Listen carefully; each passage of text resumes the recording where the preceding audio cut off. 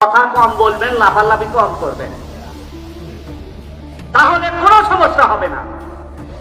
দুর্নীতি আর অনিয়মের মাধ্যমে গড়েছেন টাকার পাহাড়। অন্ধকার জগতের গডফাদার খলিলের অজানা কিছু তথ্য।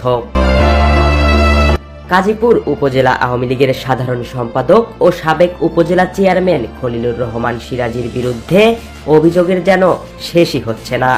ভূমি দখল, চাঁদাবাজি সহ নানা অপকর্ম করেছেন খলিলুর রহমান সিরাজী, এমন অভিযোগ গাজীপুরবাসীর।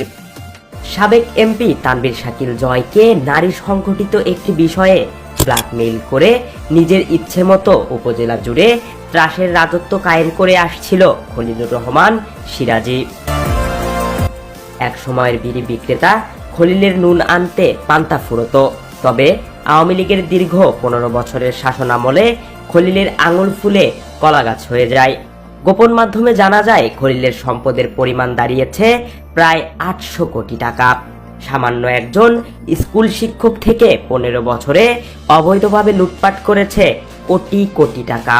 জানা যায় সাবেক সংসদ সদস্য তানভীর শাকিল জয়ের পরে সিরাজগঞ্জের গাজীপুর উপজেলায় সবচেয়ে ক্ষমতাধর এই খলিলুর রহমান সিরাজী দুর্নীতি আর অনিয়মের মাধ্যমে গড়ে তুলেছেন টাকার পাহাড়। আওয়ামী লীগের ক্ষমতার সাথে সাথে বদলে যায় তার ভাগ্য।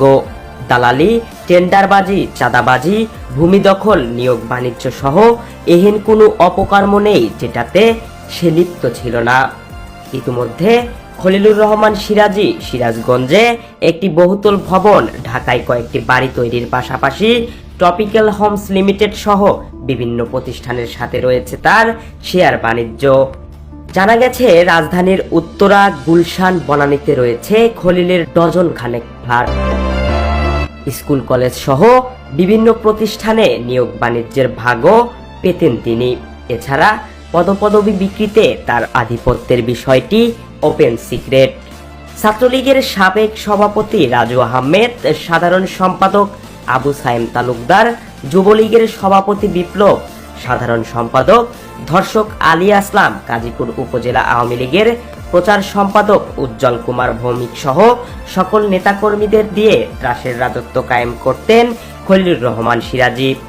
জানা যায় গাজীপুরের অসংখ্য মেয়েকে দেহ ব্যবসা করাতে বাধ্য করেছেন সাবেক এই উপজেলা চেয়ারম্যান। শীঘ্রই খলিলুর রহমান সিরাজীকে গ্রেপ্তার করে তার সম্পদ জব্দ করা হবে, এমনটাই দাবি গাজীপুরের সর্বস্তরের মানুষজনের।